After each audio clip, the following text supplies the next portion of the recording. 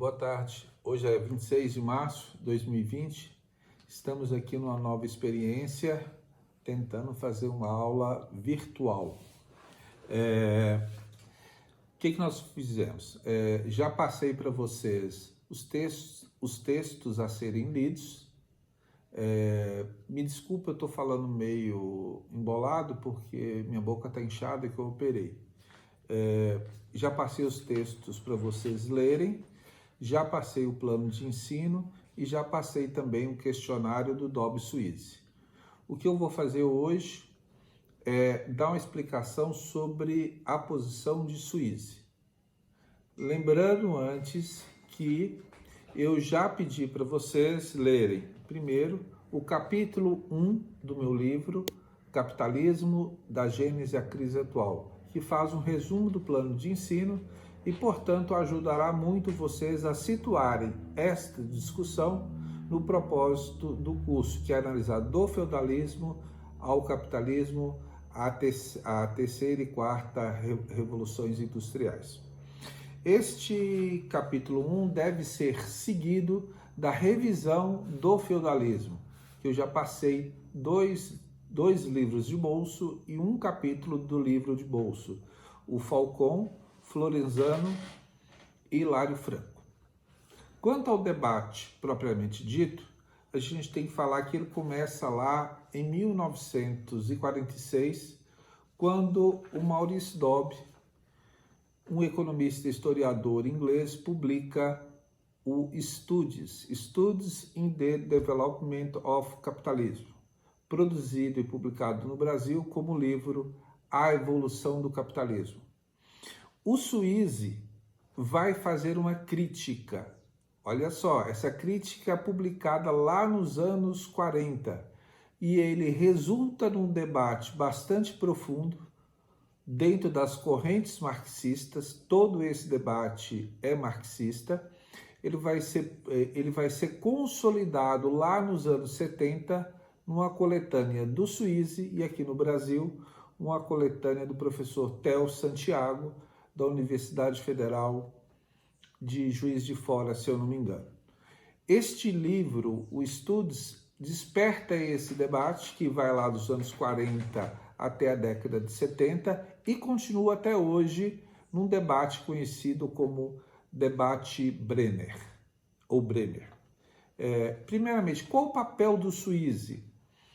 A vertente do curso que a gente vai adotar era muito mais próxima a Dobb, no sentido de o modo de produção, a acumulação enquanto produção, enquanto revoluções industriais.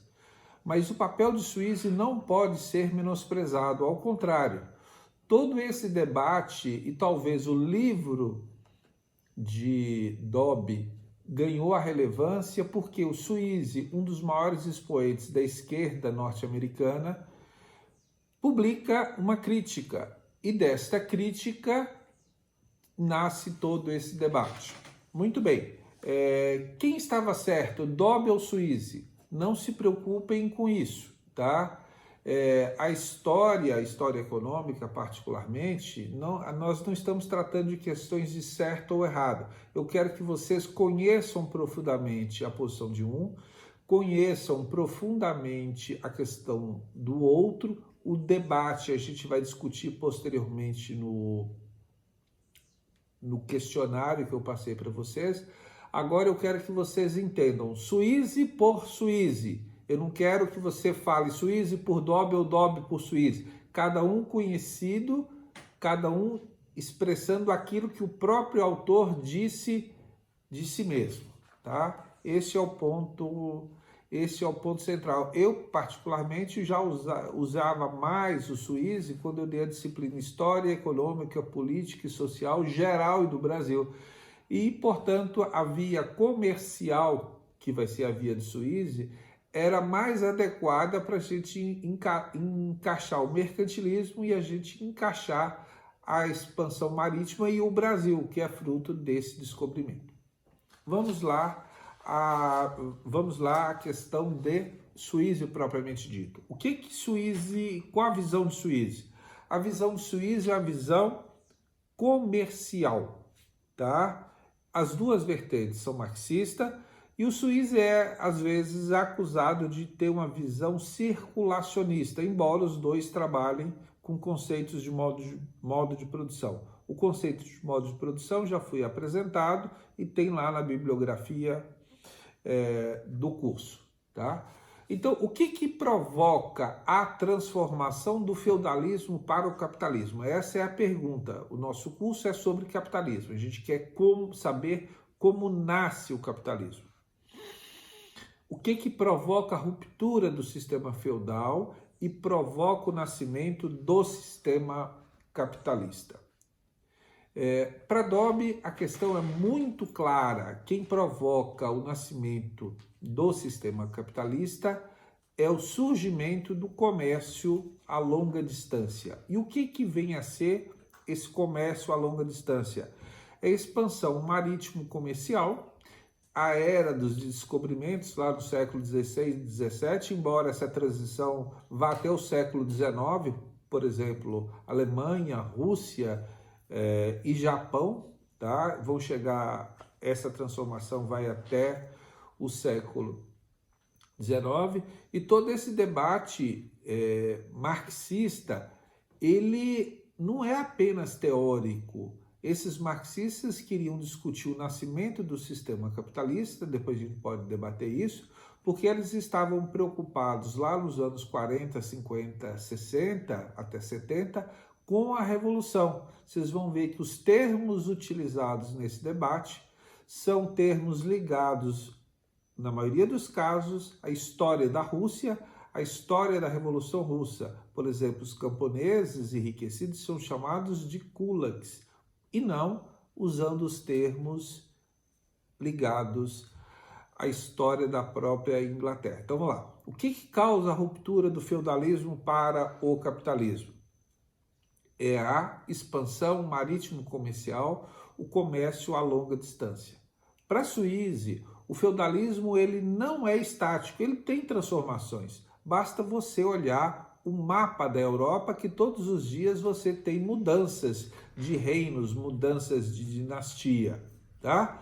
Mas apesar dele ter uma grande mudança, essas mudanças não alteram o essencial. Eles não alteram, ele não consegue transformar o modo de produção. Que modo de produção? Nós estamos falando de modo de produção feudal que iria mudar para o modo de produção capitalista.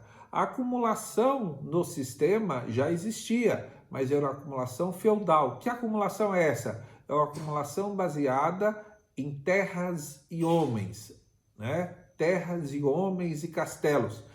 É uma acumulação, sim, mas não é uma acumulação produtiva no sentido da acumulação de fábricas, máquinas e equipamentos, que é a acumulação capitalista. Então, há acumulação, há transformação, mas essa transformação se dá dentro do modo de produção feudal, acumulação de terras, acumulação de homens e a acumulação de castelos e armas para fazer guerra. Nós vivemos, então, num sistema de servidão. Esse sistema de servidão vai ser mudado gradativamente por esse comércio a longa distância. Como é que isto acontece?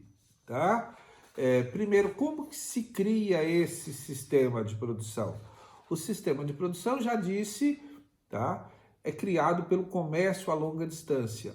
Ele vai superar o sistema de produção de uso, que é o feudalismo, pelo sistema de produção de mercado. O que é isso?